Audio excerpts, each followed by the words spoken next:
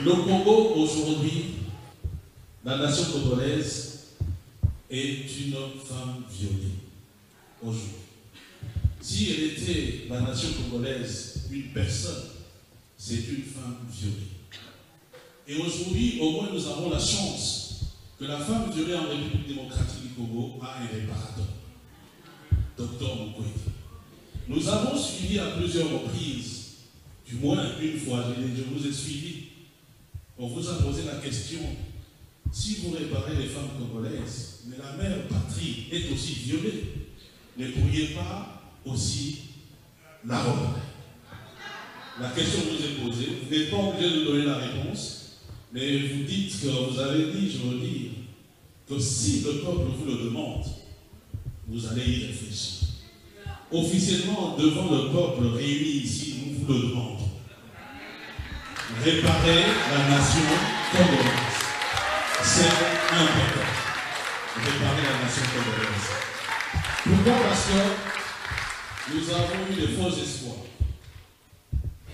Nous avons eu des gens qui étaient avec nous, qui nous ont miroité des choses, mais qui malheureusement se sont révélés des faux messies. Et j'ai écrit une chanson intitulée Faux Messie. Mais nous voulons dire à ce faux Messie que la stratégie qui est mise en place, nous l'avons déjà comprise. Diviser le peuple pour mieux régner. Et tout ce qui a été dit à l'opposition aujourd'hui, c'est pratiquement une copie de la dictature. Et nous sommes en train de veiller. Et peut-être que le docteur Mukwege pourra nous sauver des faux Messie. Musique.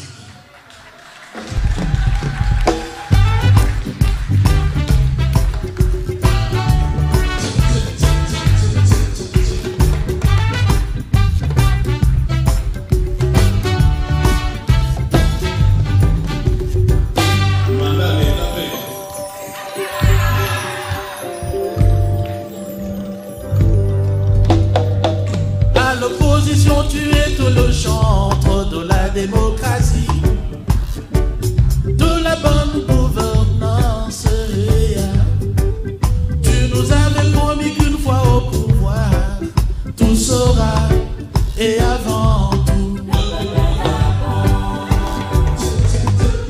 Tu t'es présenté à nous comme le Messie pour libérer le pays de la dictature, de la misère.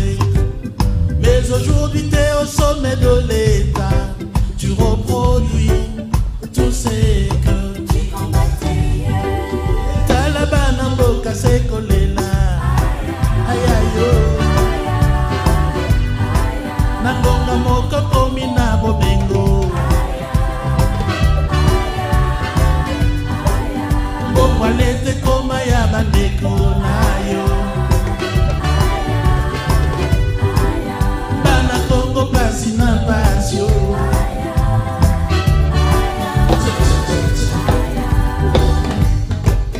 À l'opposition, tu es le champion du respect des lois, de la limitation des mandats présidentiels. Tu as fait tuer nos enfants dans la rue pour le respect de la loi fondamentale. Mais aujourd'hui t'es au sommet de l'État, tu reproduis tout ce que tu combattais hier de Noah. Tu emprisonnes nos enfants pour outrage, tu bafoues nos lois pour te maintenir au pouvoir. Kasibana mboka bakomono, bokolo ezali moto ekopela. Mokolo yango solo yokolela, mokolo yango yokopakata mbangwe.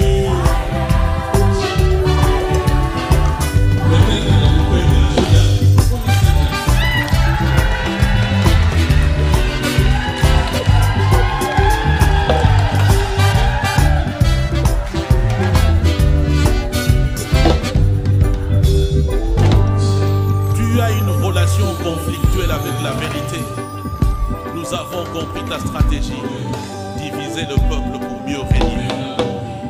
On a compris. Monsieur le Président a choisi de partir par la force, mais le peuple aura le dernier mot. Nous avons compris. Monsieur le Président a choisi de partir par la force, mais le peuple aura le dernier mot. Le peuple a compris. Monsieur le Président a choisi de partir par la force, mais le peuple aura le dernier mot.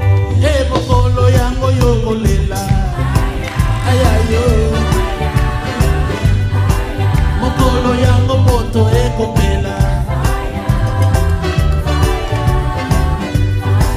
Mokolo yango yoko pakatandangwe. Mokolo yango solo yokolela.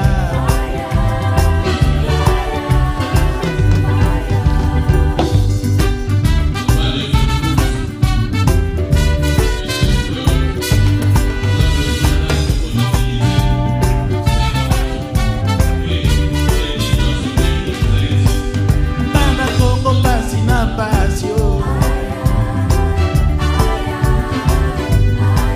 Mokolo yango moto ekopela. Mbongwalete koma ya bandeko nayo. Mokolo ezali yokopakata mbangwe.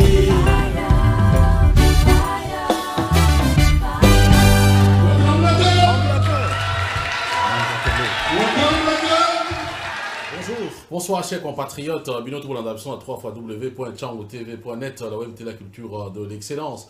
Vous voyez que c'est un véritable plaisir pour Nanga et Rokuta Nabino dans le cadre de l'émission Nabiso. Et awa Nazali na Montréal, na église, il y a pasteur Laurent Ngungu Kaseka, la maison de prière.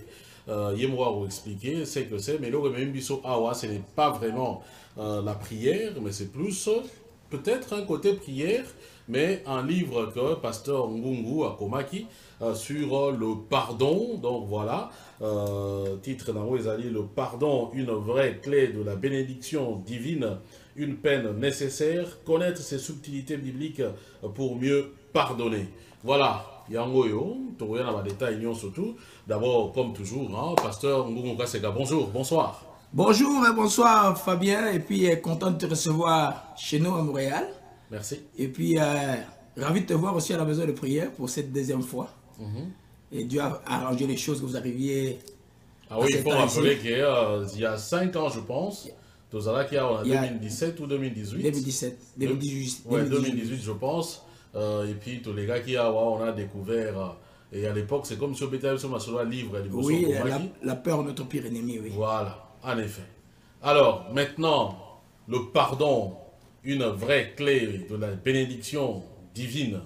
Pourquoi avoir choisi cette fois-ci Yarokoma sur le pardon? Bon, avant ça, je vais juste faire une courte prière pour nous mettre dans l'ambiance, parce que le livre est éminemment biblique, son fondement est la Bible. J'aimerais demander aussi la force de Dieu pour mieux expliquer aux gens. Et pour permettre aussi à celles ou celui qui nous suit d'être attentif ou attentive à ce que nous allons dire. Père Céleste, nous glorifions ton nom, te rendons grâce. Merci pour l'arrivée des Fabiens ici. Encore une fois, Père, en ce moment, pour l'opportunité que tu nous donnes de pouvoir éclairer, expliquer pour ces enseignements sur le pardon que tu nous as donné, que nous avons couché dans un livre, conduit par toi, Saint-Esprit. Laisse que aujourd'hui l'explication puisse être de toi, ou que tes connaissances puissent être touchées par l'importance du pardon dans la vie. Je te rends grâce encore, Père de miséricorde. Je nous couvre tous des sangs de la grâce du sang de Jésus-Christ. Merci encore pour ta protection, Saint-Esprit. Merci encore de m'aider à bien expliquer ce qui a été écrit dans ce livre. Père, nous te disons merci. Au nom de Jésus-Christ, nous t'avons ainsi prié. Amen. Amen. Voilà, Bissot Baradit, Amen. Ça signifie que place Binoboza, certainement, pour réagir. Alors, nous avons une question, pasteur Ngungu Kaseka. Pourquoi un livre sur le pardon? Pourquoi un livre sur le pardon? Ceux qui vont lire l'introduction sur les livres vont comprendre. Ça parle d'abord, premièrement, d'un constat personnel dans la vie chrétienne. Je suis né de nouveau en 1989 et puis j'ai évolué dans les églises. Je vis des réunions s'éterniser, des gens qu'on pouvait se faire asseoir pendant 2 mois pour qu'ils se pardonnent, des familles qui ne se pardonnent pas et qui vont prier dans les mêmes lieux. Et puis je vis les divisions dans l'église, je vis les divorces dans l'église, je vis toutes choses qui est comme conséquence du manque de pardon dans l'église. Et puis, c'est pourquoi j'ai donné un enseignement, je crois, en 2004 ou 2005 sur le pardon. Et puis, je l'ai développé dans un livre aujourd'hui pour expliquer les fondements bibliques du pardon, non seulement pour l'église et ses avantages pour la vie spirituelle, pour la vie sociale et pour la vie physique ou la santé. Donc, c'est ce qui m'a conduit à écrire ces livres. C'est vrai qu'il y a beaucoup de livres qui sont déjà écrits sur le pardon, mais c'est là une certaine particularité. La particularité de ces livres est que j'ai défini le pardon comme un acte d'amour qui s'est fait dans la peine pour pouvoir absoudre le mal que les autres vous font. Je sais qu'il y a un brillant poète américain, Brian H. McGill, qui, vous connaissez peut-être les dictons, qu'il n'y a pas de pardon sans amour et il n'y a pas d'amour sans pardon. Mais nous ne parlons pas ici de cet amour-là qui n'est pas défini. Ici, nous définissons 3 types d'amour très importants. C'est peut-être l'amour charnel, peut-être entre hommes et femmes ou... C'est justement cet amour-là charnel, qu'on appelle Eros, ce n'est pas le vrai amour. L'amour de ton ami avec qui tu as étudié, vous partagez les mêmes valeurs, ce n'est pas aussi le vrai amour. L'amour Eros, ce n'est pas le vrai amour. L'amour philéo, qui est l'amitié, ce n'est pas le vrai amour. L'amour storgé, qui est l'amour de la famille, ce n'est pas le vrai amour. Ici, nous parlons de l'amour agapé. Agapé, c'est l'amour de Christ en nous. Cet amour qui se définit par cet amour qui est patient, qui est plein de bonté, qui ne s'irrite point, qui ne fait pas rien de malhonnête. Cet amour qui ne s'enfle pas d'orgueil. Et cet amour qui se réjouit au point de l'injustice, qui se réjouit de la vérité, qui excuse tout, qui croit tout, comme c'est défini dans 1 Corinthiens chapitre 13, verset 4 à 7. C'est cet amour-là. Et le fondement de tout amour. Et c'est le seul amour qui dit, l'amour qui pardonne tout. Et cet amour vient du Saint-Esprit dans la vie du croyant. C'est pourquoi pour moi, c'est pas compréhensible que quelqu'un qui a cru en Jésus-Christ puisse traîner même une journée, même 1 minute ou 2 minutes à ne pas pardonner. Dans le but de l'étude et des témoignages qui sont dedans pour montrer que c'est très dangereux. Les chrétiens aujourd'hui acceptent, il y a même des livres qui sont écrits, le pardon libère. Bon, quand on libère quelqu'un de quelque chose... Le pardon, c'est une puissance qui libère, semble-t-il. Oui, c'est une demi-vérité. Demi-vérité dans le sens que je ne contredis pas, mais j'ai dit que cela est très dangereux pour les chrétiens. Parce que les chrétiens doivent pardonner au jour et à la minute. À partir du moment où tu ne pardonnes pas, tu n'as plus de communion avec Dieu. Tu n'es pas protégé. J'ai donné au moins 9 raisons pourquoi nous devons pardonner. Mais terminons un peu avec juste le niveau où nous sommes. Donc, j'ai peut-être un peu plus des idées. Oui, allez-y. Donc, nous parlons ici de ce pardon-là qui est basé sur l'amour agapé, l'amour qui pardonne tout. Tous les autres amours, c'est bon. Donc, en fait, ici, c'est le pardon, on va comprendre au sens chrétien, alors. Au sens chrétien. Si moi, là, par exemple, admettons que je ne suis pas chrétien, oui, et que j'ai un problème avec quelqu'un, je pardonne. Est-ce que je suis dans ce pardon dont vous parlez, ou bien je ne suis pas dans ce pardon-là? Mais le livre, justement, est écrit dans ce sens-là. Vous savez, il y a des sociétés qui respectent des principes chrétiens sans être chrétiens. Voyez un peu? Et ça existe. Par exemple, la patience. Tout le monde demande. La Bible dit que l'amour est patient. Et la patience, que tu sois chrétien ou pas, tu dois en avoir, sinon tu détruis toute ta vie. L'amour est plein de bonté. Ou prenons juste l'amour qui pardonne tout. Si tu n'arrives pas à pardonner, ça va être difficile. En fait, parce que moi, mon interrogation de départ était comment réveiller d'abord les chrétiens, parce que pour eux, c'est tellement clair que si tu as l'amour, tu dois pardonner. Et la Bible dit que tu as la haine, tu es dans les ténèbres, tu ne vois rien. Mais comment les gens, je retrouve l'idée où j'étais, se retrouvent dans à croire que le pardon libère. On libère quelqu'un qui est esclave pendant longtemps. Pour moi, dans ces livres, ils démontrent que le pardon plutôt protège. Quand quelqu'un est protégé, c'est une prévention. C'est-à-dire que le mal ne peut pas arriver. Mais quand tu dis que ça te libère, ça dit que on te fait du mal par exemple, tu ne pardonnes pas. La Bible dit que quand tu ne pardonnes pas, c'est un accès au diable que tu donnes. Tu donnes avec la colère, et puis tu développes l'amertume, les ressentiments, et la haine même jusqu'au meurtre. Après tu viendras pardonner. Là tu vas te libérer. Je crois que les chrétiens n'est pas... Ça c'est un principe qui n'a pas son fondement dans la Bible. Les chrétiens doivent pouvoir pardonner au jour et à l'instant. Je sais que c'est difficile, c'est pourquoi. Donc, un peu, on va dire un peu comme si le chrétien doit pardonner, on va dire, non, vous pouvez laisser comme ça gratuitement.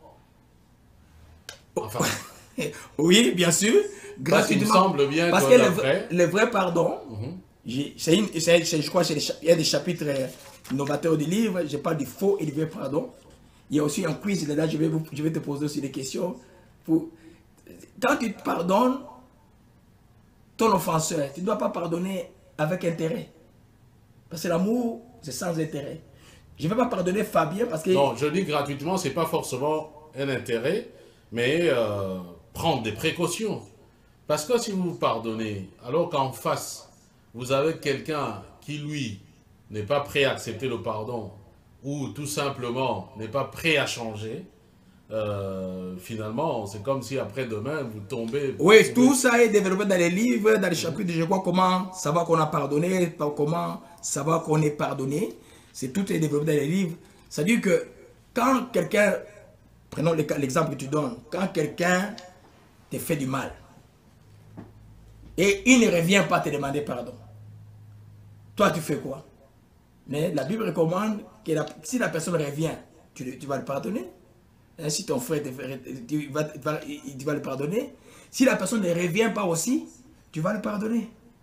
Parce que Jésus à la croix, il a pardonné ceux qui l'ont crucifié, ils ne sont jamais revenus lui demander pardon. La Bible, Actes chapitre 7, nous parle d'Étienne aussi, qui a pardonné en disant Seigneur, ne leur répète pas ce péché. Vous voyez un peu? Tu vas les pardonner. Ça, c'est clair que le pardon est d'abord à ton avantage à toi. Mais c'est une peine. Ce n'est pas facile. J'ai dit à l'introduction, c'est comme un accouchement au forceps. Je comprends ça. Mais que tu sois chrétien ou pas, hein, si tu pratiques le pardon, et le pardon, il y a un bénéfice pour nous qui croyons en Dieu, un bénéfice dans notre communion avec Dieu. Pour ceux qui ne croient pas, il y a un bénéfice social, il y a un bénéfice aussi de santé. Un des chapitres, j'ai travaillé, je crois c'est au chapitre 6, j'ai travaillé 6.6. J'ai travaillé, le manque de pardon est dangereux pour la santé. C'est un chapitre spirituel, mais j'ai travaillé avec les psychologues de l'Université de Michigan qui m'ont envoyé des articles. C'est une dame qui est dans le domaine du pardon pour ceux qui ne croient pas. Donc, il y a un avantage de pardonner même quand tu ne crois pas. Parce que quand tu ne pardonnes pas, tu as le stress. Et le stress a son hormone qui s'appelle le cortisol. Et les recherches ont démontré ce que les livres vont voir, et puis les références sont là, et que ceux qui ne pardonnent pas, c'est des gens qui font plus les maladies mentales, qui ont beaucoup plus de maladies cardiovasculaires, en particulier l'infarctus du myocarde, et c'est des gens qui ont aussi d'autres types de cancers. Donc tout cela est développé dans les livres. Donc il y a un avantage à pouvoir pardonner, que tu sois chrétien ou pas. Ouais. Et alors, maintenant, est-ce que ce pardon dont vous parlez, bien sûr, au sens de l'agapé, est-ce que c'est un pardon qui procède par étapes ou bien c'est un pardon automatique? Les pardons, lui, là, tu veux parler, l'étape de ne confondez pas les pardons et la réconciliation. On peut pardonner quelqu'un et ne jamais et se réconcilier lui sur le plan du cœur, c'est-à-dire que tu n'as rien, tu n'en veux plus la personne. Mais ce n'est pas une obligation pour vivre ensemble. Pour nous chrétiens, c'est par exemple quelqu'un qui n'est pas né de nouveau ou quelqu'un qui est toujours à revenir au même mal, tu peux le pardonner, il est béni, il vit dans son coin. La Bible nous parle d'Ésaïe et Jacob, des frères. Les petits frères aidés par la maman à voler le pouvoir de son petit frère. De son petit frère. Les grands frères étaient en furie pendant des années. Mais quand le petit frère est venu vers le grand frère, il s'est agenouillé, ils se sont pardonnés, mais chacun a vécu dans son coin.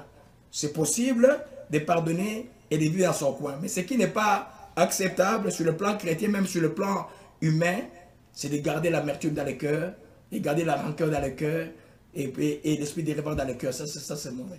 Mais il y a des étapes où j'ai fini dans des chapitres, parce que c'est un gros livre, il y a 7 chapitres où je parle des étapes de réconciliation. C'est-à-dire que tu ne vas pas te réconcilier avec quelqu'un qui t'a fait du mal et si la personne, par exemple, ne s'est pas amendée.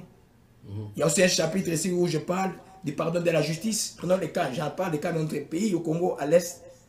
Et quand on parle de réconciliation, j'ai même fait référence à la maxime des docteurs Mukwege, il n'y a pas de justice sans pardon, il n'y a pas de pardon. paix Oui, sans justice. oui, Oui, oui, c'est important. C'est très important. Mais du point de vue, pour moi qui est chrétien aujourd'hui, moi je vais pardonner cette personne qui me fait du mal, mais je vivais en intelligence. Je vais être prudent. Donc, en fait, pour que nos frères puissent bien comprendre, votre pardon à vous, c'est un peu comme un oubli, tout simplement, de ce qui s'est passé avec la personne, mais qui ne vous condamne pas à revivre, à avoir de lien avec la même personne. Oui, tu parles de Au plusieurs moins, choses. vous vous déchargez au moins d'un fardeau. Oui, qui les fardeaux, là, c'est toi qui dois... Parce que l'avantage du pardon est d'abord l'offensé. Celui qui pardonne, qui est libéré. Parce qu'il y a déjà un conseil qui peut te faire du mal, ça se rendre compte qu'il te fait du mal. Tu vas te souffrir pour ces gens-là tout le temps. La moindre des choses, c'est de les garder à distance. Mais malheur à toi ou difficulté à toi si vous êtes dans le même bureau. Donc, tu dois pouvoir pardonner tout le temps, mais être prudent. Donc, ça, c'est important. Parlant de l'oubli, il y a des notions que je développe très importantes, que j'appelle l'oubli de l'offense et la douleur de l'offense. La douleur de l'offense est tellement importante. C'est-à-dire que c'est l'élément où tu vas examiner dans ton cœur que ça n'existe plus. Cela confirme que tu as vraiment pardonné. Mais l'oubli de l'offense, ça, c'est des démonstrations bibliques que j'ai faites. Et je sais que le texte de Proverbe 19, verset 1 nous dit, et celui qui oublie, celui qui oublie, je vais le lire un peu, Proverbe 19, verset 1 rapidement. Gloire à Jésus-Christ. Verset 11 plutôt dit, l'homme qui a de la sagesse est là à la colère, mais il met sa gloire à oublier les offenses. C'est vrai que oublier les offenses est quelque chose de meilleur qui va arriver. Et pour toi, moi ça m'arrive de temps en temps d'oublier les offenses. Mais c'est aussi... mais la mémoire de l'offense, elle peut rester là tant qu'elle ne réveille pas la douleur de l'offense. C'est ok, avec le temps ça va partir. Un peu comme on dit, il y a un dicton qui dit Kolimbi Samoto, et ça Kobo Sandikambote. Donc en fait, Kobo Sandikambote, c'est la douleur de l'offense qui reste. Oui, c'est-à-dire Kobo, oui, tu peux penser au mal qu'on t'a fait. Si ce mal-là te fait encore mal, c'est que tu n'as pas pardonné. Tu n'as pas pardonné. C'est qu'on a la Bible nous parle de l'apôtre Paul, ceux qui lisent la Bible connaissent l'histoire du forgeron qui s'appelait Alexandre, ils connaissent l'histoire des Hyménée. Ça, c'est des compagnons de Paul qui l'ont abandonné. Paul dit simplement, le forgeron m'a fait très mal. À la fin de ce chapitre, il dit que le Seigneur ne les impute pas ses péchés. Il n'a pas oublié, mais il a pardonné. Donc ça, c'est possible. Mais moi, je souhaiterais qu'on tombe dans mettre sa gloire, oublier les offenses. Oui. Et en ce moment-là, c'est un pardon complet selon vous. Un pardon complet. Et puis, même celui avec offense qui ne réveille plus la douleur, c'est un pardon complet. C'est un pardon complet. Les deux sont valables bibliquement. Ouais. Voilà, donc je vous rappelle que nous sommes à Montréal avec le pasteur Laurent Ngungu Kaseka, qui est donc le pasteur de la maison de prière. Peut-être avant même que nous continuions l'échange, rappelez, il est vendu où ce livre, comment se le procurer, et peut-être aussi donner l'adresse de votre église. Le livre est sur Amazon partout, donc tout Amazon mondial, vous écrivez juste les pardons, une vraie quête de la bénédiction, et vous allez trouver les livres partout. Amazon, pour ceux qui sont en Occident, c'est plus facile. Dans presque toutes les librairies en France, en écrivant juste sur Google, en Europe, vous allez trouver ça. Et ici à Montréal, vous trouvez les livres dans la librairie chrétienne CLC. Donc, c'est la librairie chrétienne CLC. L'adresse, il y en a 3 adresses. Donc, il y a 3930 Wellington, Verdun et 650 Gouin-Est, Montréal. Et puis 9784 Sherbrooke-Est. Vous trouvez des exemplaires des livres. Mais bon, sur Amazon, ça va plus vite. Dans 2 jours, vous avez les livres. 2-3 jours, vous avez les livres. Voilà, donc vous pouvez vous procurer ce livre. Je pourrais peut-être me permettre de lire un petit passage pour comprendre un peu la quintessence de ce que le docteur Laurent Ngungu Kaseka a écrit. Déjà, docteur, donc vous êtes médecin aussi, si je comprends très bien. Oui, je suis un bon médecin. Je suis un épidémiologiste qui a fini ici et puis qui a travaillé longtemps pour au Congo pour les Centres Forestiers du Contrôle dans un projet qu'on appelait les projets SIDA. Nous sommes les gens, je suis la personne qui dirigeait la plus grande cohorte de 6 000 personnes qui ont cette étude a abouti à définir la maladie. Une des grandes études au monde que de finir à définir la maladie qu'on appelle le sida aussi. J'étais participant dans ma jeunesse à cette étude-là. Oh, d'accord, magnifique. Alors, voilà ce qui est écrit. À dire le vrai, si de pardonner était populaire et un choix facile, l'auteur n'aurait pas besoin d'écrire ce livre après tant d'autres déjà commis sur le sujet. Pardonner, c'est un acte d'amour pénible, mais incontournable dans la chrétienté. Car, dans la nature humaine, la haine pour un tort subi se nourrit toujours d'une douleur qui ne sera assouvie que lorsqu'on se vengera. Cette douleur, dans les cœurs, résiste souvent à l'injonction divine de libérer notre offenseur par un acte de pardon.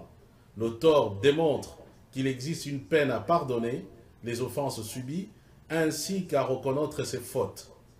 Dans cet ouvrage, il poursuit un double but: comment transformer cette peine en une source de bénédiction et éclairer les chrétiens sur les subtilités du pardon.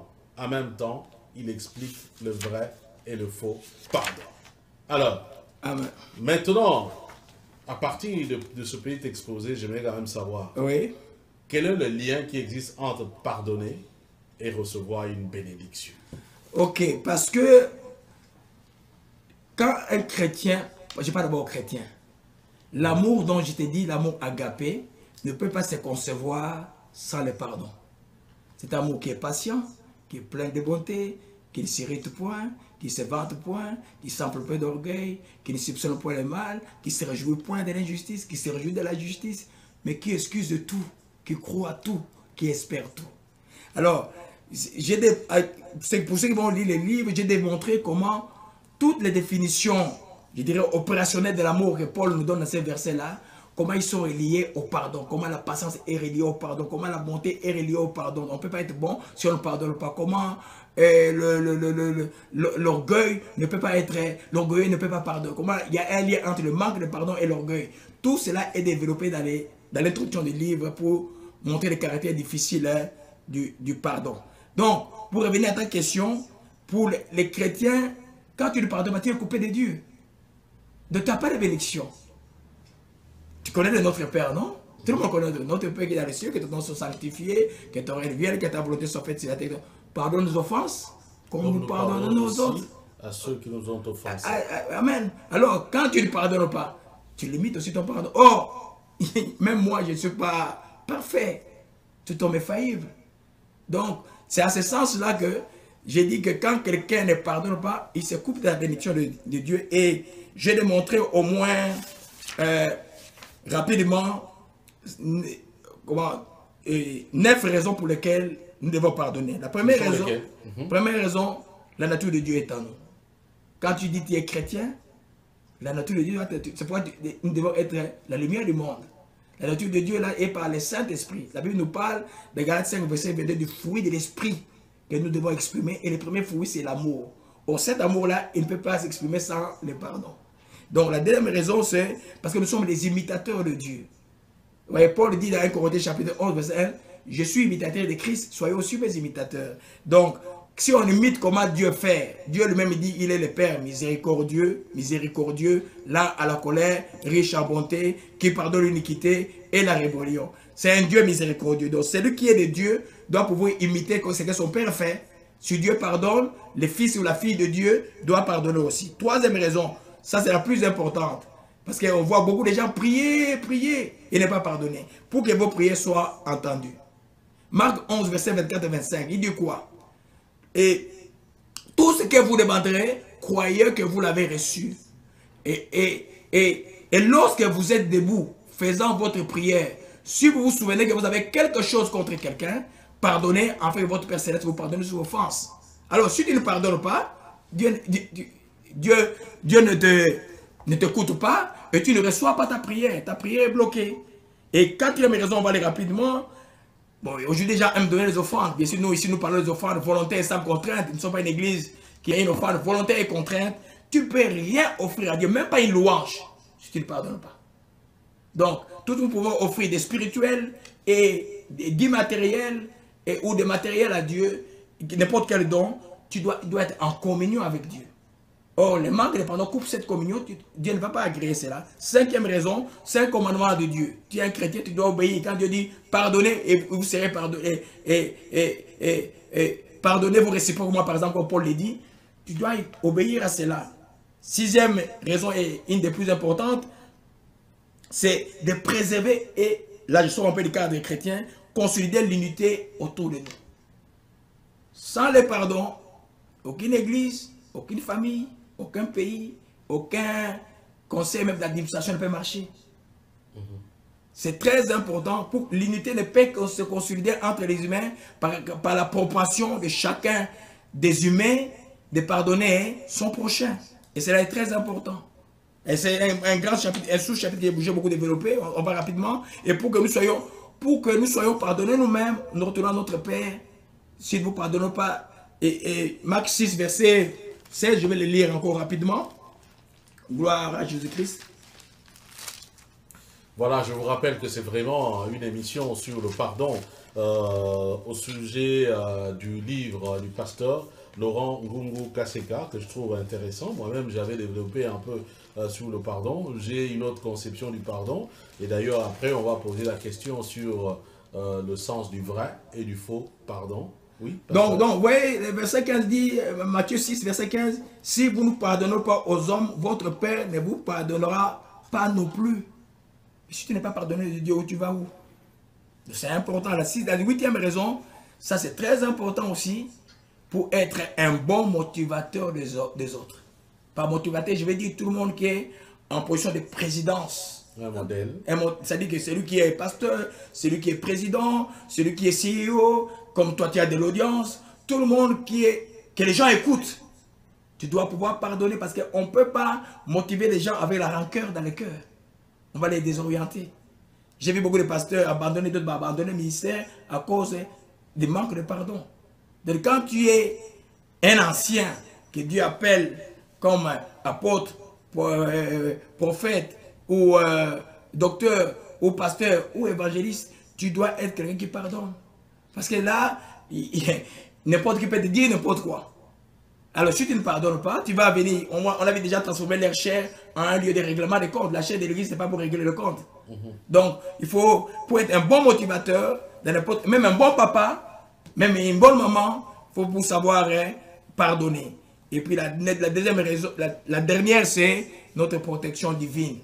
Beaucoup de chrétiens croient vraiment que c'est la force de la prière qui les protège nécessairement. Non, c'est ton comportement qui te protège en premier avant la prière. La Bible dit ceci dans Jean 5, verset 18. Nous savons que quiconque est né de Dieu ne pêche point. Celui qui est né de Dieu se garde lui-même et le malin ne le touche pas. Se garder lui-même, c'est vivre une vie d'intégrité. Alors quand tu ne pardonnes pas, tu n'es pas intègre. Il y a quelque chose qui fait que tu n'as pas obéi à Dieu. Donc tu n'es pas protégé. Hein, tu vas t'énerver contre l'oncle, l'oncle les sorciers, tout ça, tu es en colère, mais il va te bouffer le lendemain. Parce que tu n'es pas protégé. Donc c'est important. Ça, c'est les 9 raisons que nous avons développées. C'est le sous-chapitre. Nous avons le chapitre. Le livre est grand. Et j'attends vos questions pour un peu résumer le livre. Voilà. Donc, il est grand, 9 chapitres. Et là-dedans, je vois les causes. Il y a 16 chapitres. Le 16 chapitres. Je vois les causes du manque du pardon. À qui devons-nous pardonner? Les conséquences du manque du pardon. Je vois encore quoi là-bas. Pardonner n'est pas facile. Origine du pardon. Qu'est-ce que le pardon? Mais vous savez, si on doit faire tout ça, mais on risquera de faire une émission de 3-4 heures. Mais moi, je suis intéressé par ce qui est plus important. Enfin, le reste aussi est important. Oui. Et surtout en ce qui concerne les résumés de votre livre. Oui. Quelle pourrait être la différence entre le vrai et le faux pardon? En bref, j'aimerais quand même aussi avoir cette page-là parce que j'ai développé ce chapitre et puis j'ai fait un quiz, comme des questionnaires pour aider les gens à se retrouver s'ils ont un bon ou un vrai pardon. C'est clair, le pardon est quelque chose de désintéressé. Le pardon est sans intérêt. Tu ne peux pas pardonner quelqu'un pour profiter de lui. Celui qui vient te demander pardon ne peut pas être ton esclave. Tu ne peux pas venir dire j'accepte le pardon pourvu qu'il m'obéisse. Non, ça c'est un faux pardon. Et la fausse demande de pardon, c'est la même démarche. Tu ne vas pas demander pardon à quelqu'un pour profiter de lui. Ah, lui, c'est le grand frère de la famille, c'est le seul qui nous aide. Si je demande pardon, je finis ici à Kinshasa. Mais parce qu'il est seulement grand frère, je vais lui demander pardon pour qu'il continue à m'aider. Ça, c'est un faux pardon. C'est un peu l'idée du vrai et du faux pardon. Le vrai pardon, quand il est accordé, il s'arrête à régler l'histoire de l'offense. Mais il ne s'intéresse pas à pouvoir contrôler la vie de l'autre. Ou la sujetir. Ça, c'est un faux pardon. On en voit beaucoup, bon, on les pardonne pour qu'il vienne à notre équipe de football. Ou un papa, l'enfant a fait une figue, ici à Chine, ça existe souvent, et puis le papa dit, je te pardonne pourvu que tu reviennes à la maison. Non, ce n'est pas ça. Tu dois pardonner sans secondes. Ces conditions sont bonnes. L'amendement de l'offenseur, c'est une chose merveilleuse. Mais le pardon lui doit s'arrêter à l'offense. C'est-à-dire que la personne revienne ou pas, tu vas le pardonner. C'est pourquoi j'ai développé un quiz. Je voulais poser la question à Fabien. Allez, je suis là. Ok. Je vais répondre. Et un autre réalisateur qui est là-bas. Bon, avec ce que je viens de dire, écoutez ces assertions et répondez-moi.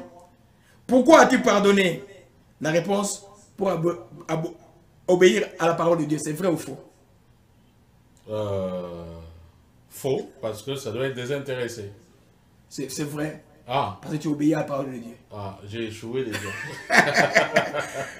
Bon, deuxième raison. Pourquoi as-tu pardonné? Pour retrouver ma paix intérieure. Vrai. Oui.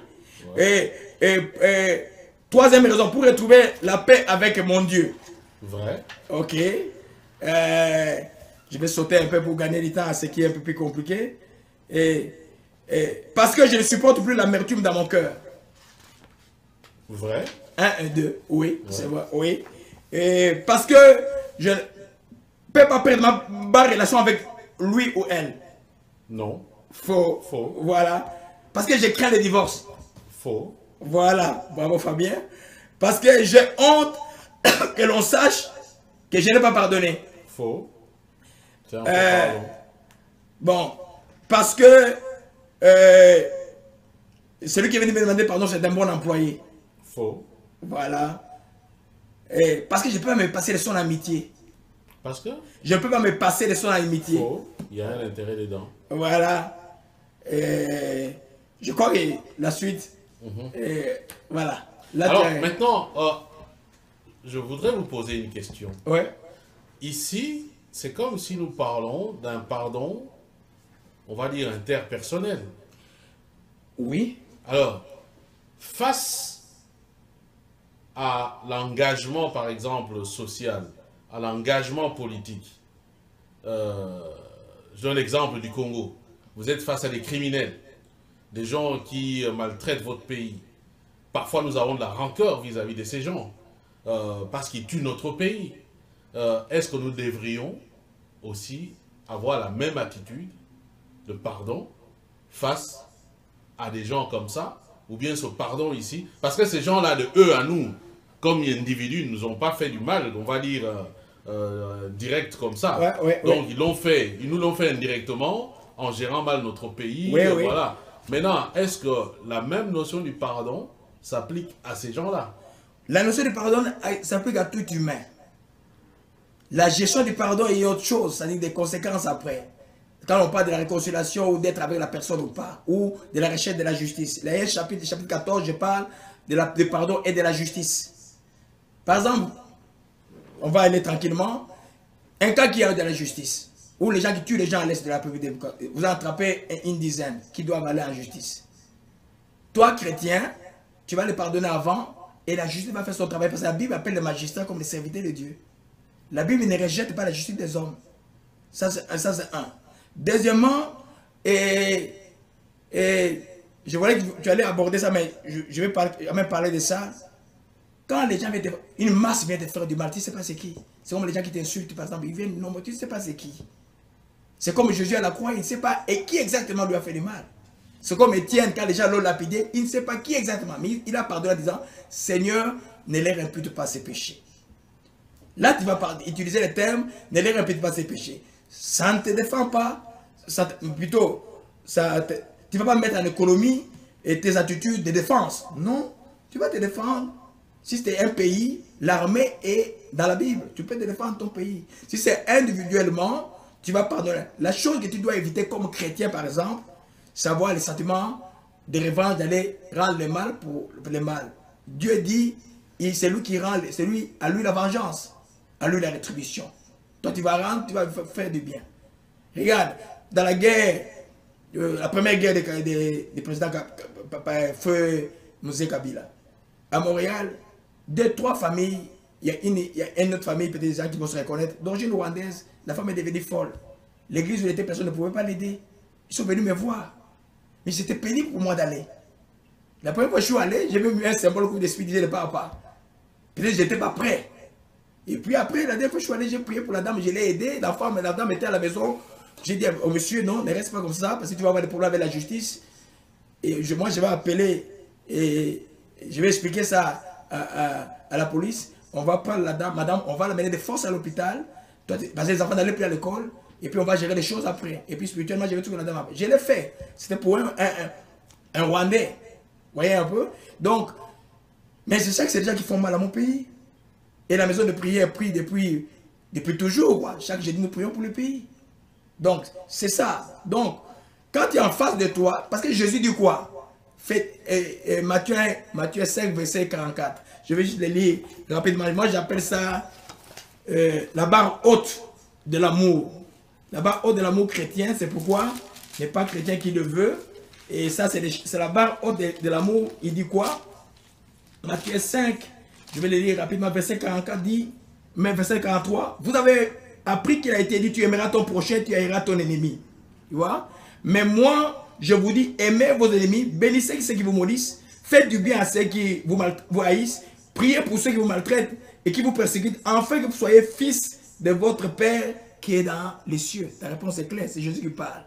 Donc, Dieu s'occupera, que les méchants ne se trompent pas, ceux qui font le mal, ils auront le mal qu'ils auront commis.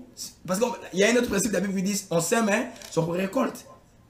Alors, les sèmes qu'on les récolte, c'est à lui. Moi, pour ma part, je vais les pardonner. S'il est quelqu'un qui est dans la méchanceté, je vais vivre distant à lui.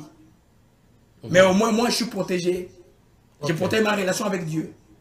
D'accord. Alors, moi, je n'ai plus suffisamment de questions. Ça nous fait pratiquement combien de minutes là? Presque 30 minutes. Okay. Je ne sais pas si vous avez d'autres éléments à développer, mais j'ai quand même une toute dernière question. Il nous arrive d'être blessés. Oui, de tous. Comme nous arrive de blesser aussi d'autres personnes. Quand est-ce qu'on pardonne? Ou bien quand est-ce qu'on accepte le pardon? Ok. Est-ce que c'est immédiatement, dès que le mal est fait, vous devez pardonner? Et est-ce que ça fait aussi une obligation à celui qui a blessé qu'immédiatement qu'il puisse demander pardon? Ou bien il y a peut-être un temps de rémission, un temps de réflexion, ou bien, bon, pour vous, dans votre façon de voir les choses, telle que vous les développez, c'est automatique. C'est-à-dire que l'idéal chrétien, la pensée de Christ véritable, est que nous pardonnions au moment de l'offense. Mais l'humain étant ce qu'il est, il peut arriver, c'est pourquoi les gens aiment le pardon libère. Hein? Il peut arriver que tu as beaucoup encaissé, même tu as pardonné, et des fois la douleur de l'offense est encore là. Et par exemple, pour l'acceptation des pardons, si tu as encore la douleur de l'offense, tu n'accepteras jamais le pardon. Ou tu vas devenir hypocrite. Ça, c'est mauvais. Mais attendre un temps,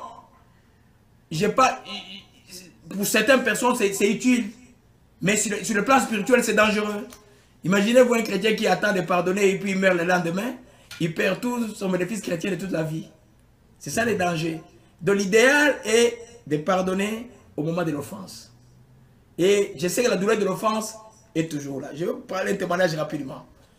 je viens d'être converti, Dr Kasek, oh non, je commence à prier pour les gens et tout ça. Ah, Dr Kasek a prié pour les gens et tout ça. Et puis un ami a perdu, on est en 96 ici à Montréal, a perdu sa mère.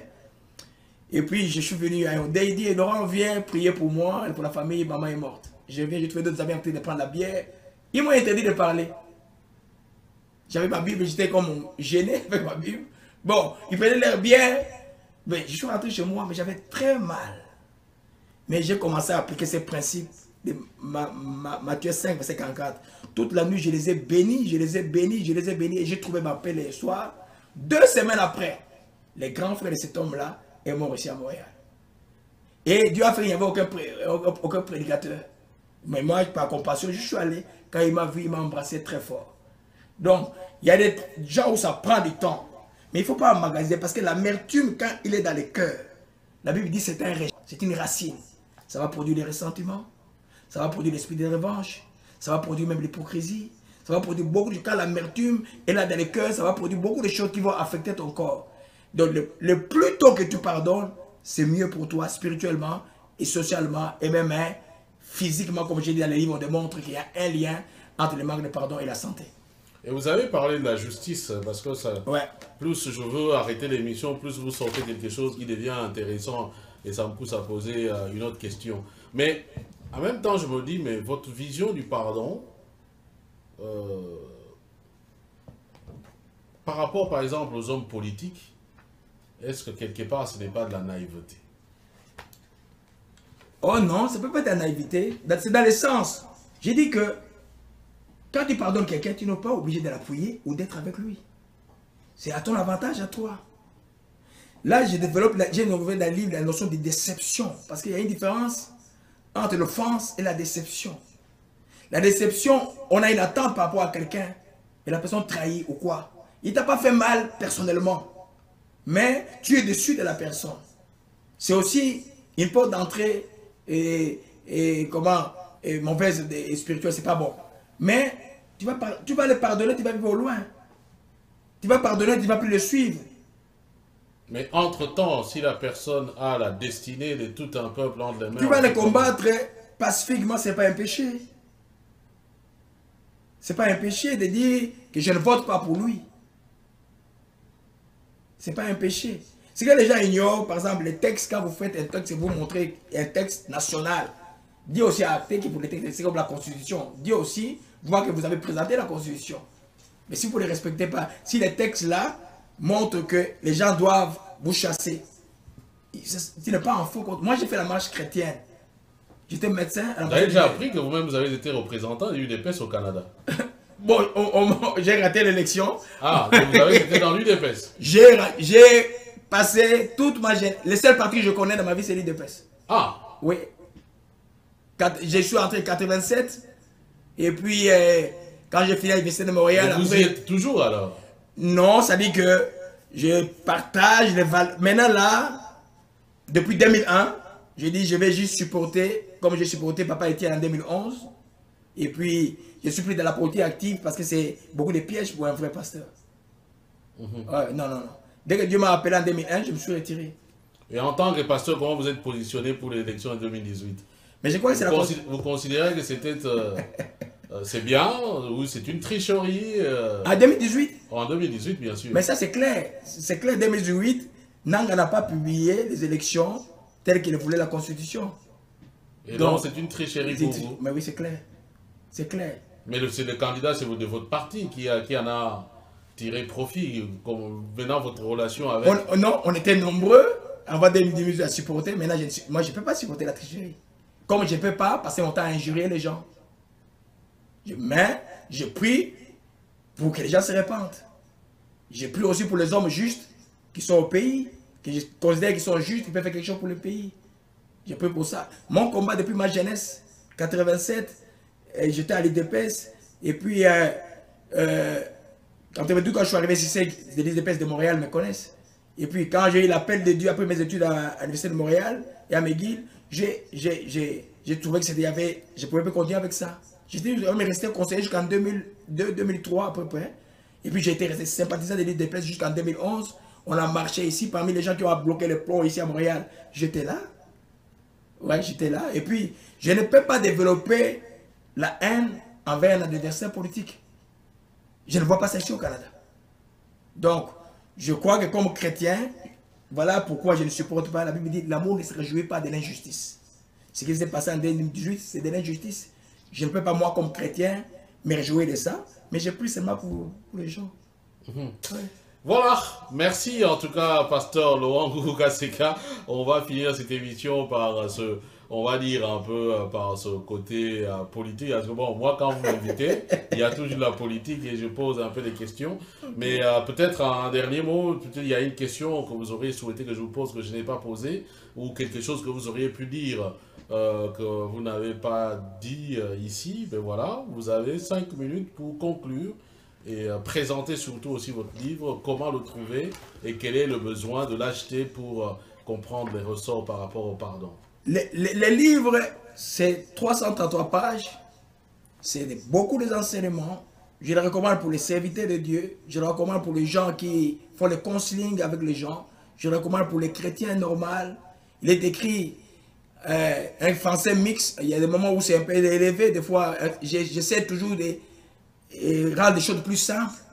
Le livre est accessible partout sur Amazon et il y a des prières après chaque étape, comme dans mes habitudes d'écrire, qui peuvent aider les gens à prier. Surtout, j'ai développé un chapitre dont on va parler avec les journalistes, c'est le pardon à soi-même. C'est très important, même sur le plan de santé, si tu pardonnes à toi-même. Il y a des études qui sont là qui prouvent que tout homme est faillible. Comment se pardonner à soi-même? C'est-à-dire que, par exemple, on trouve dans les centres de réanimation, plutôt des réadaptations, un jeune homme qui a bu d'alcool et qui a fait un accident et puis on l'a amputé après. Il s'accuse toute la vie. Aujourd'hui, oui, c'est un détail important. Ou un jeune homme qui ne voulait pas sortir un soir, il sort avec une fille et puis il attrape le sida. Ah, si je savais. Mais tu dois te pardonner parce que Dieu est miséricordieux et il va te pardonner.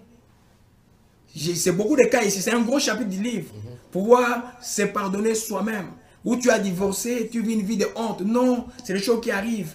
Pardonne-toi et reprends courage. C'est des trucs qui sont développés. Sur le plan santé, la nouveauté des livres, je fais une jonction entre le spirituel et la santé. Et c'est pour nous prouver que la Bible, c'est le livre de la référence. Voilà, merci. Merci en tout cas, je pense que c'est...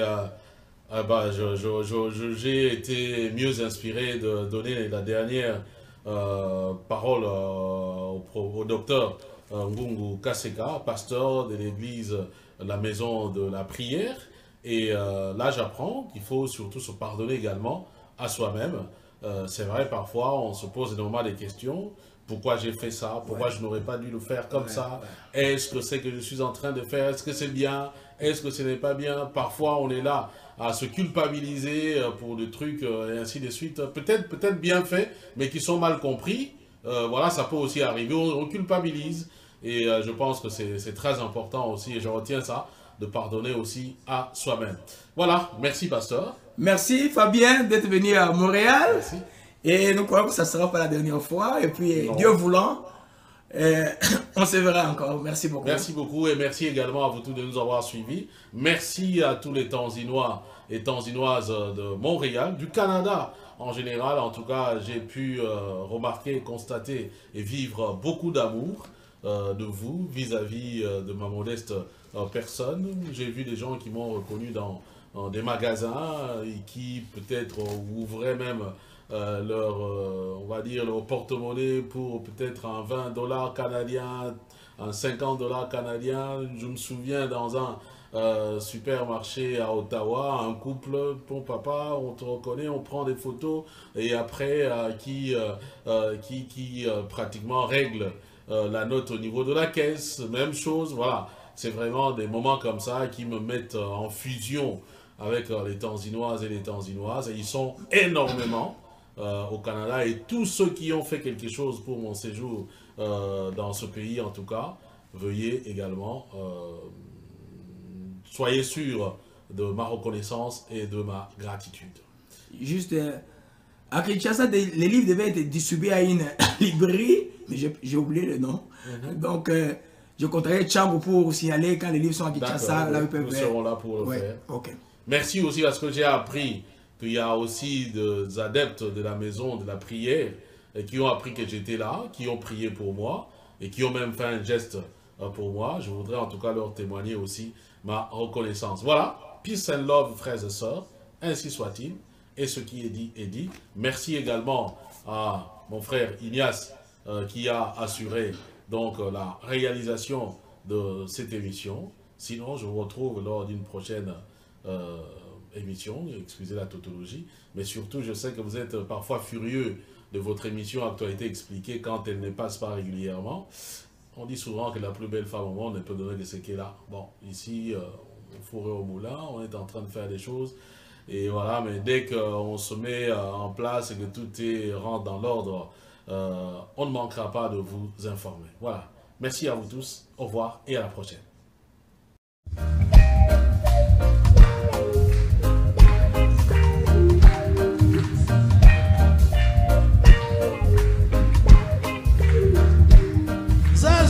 Chérie, partout tu t'engages.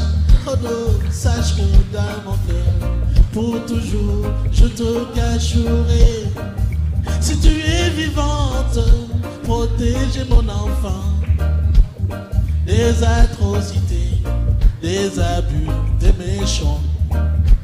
Mais si la mort cruelle vous a déjà emporté, maman, sache que dans mon cœur, vous saurez toujours porter l'amertume, le désespoir, m'invite à me résigner.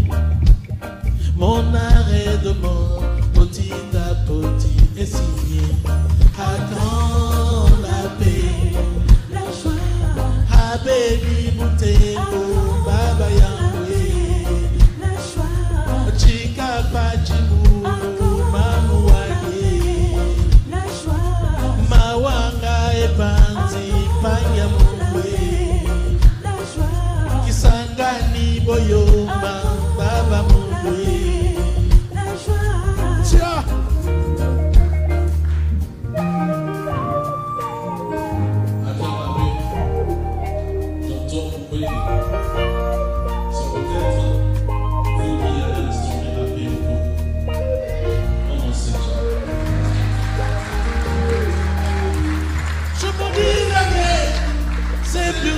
Politiciens par lequel on traite tous mes frères comme des chiens.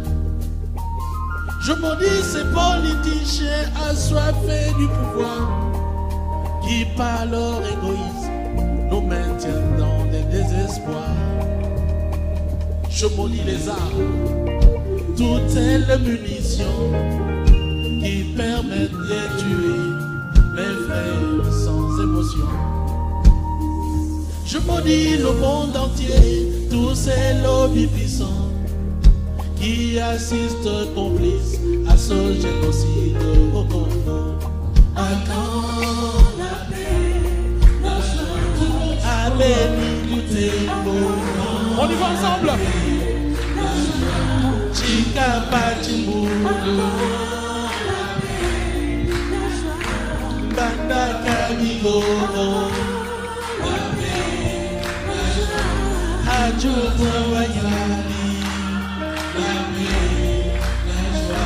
Après tout, toi, Kinshasa Matali, Ujimaïwa Balendala, Kunana Kanado, Kikwiti Bandou, la paix.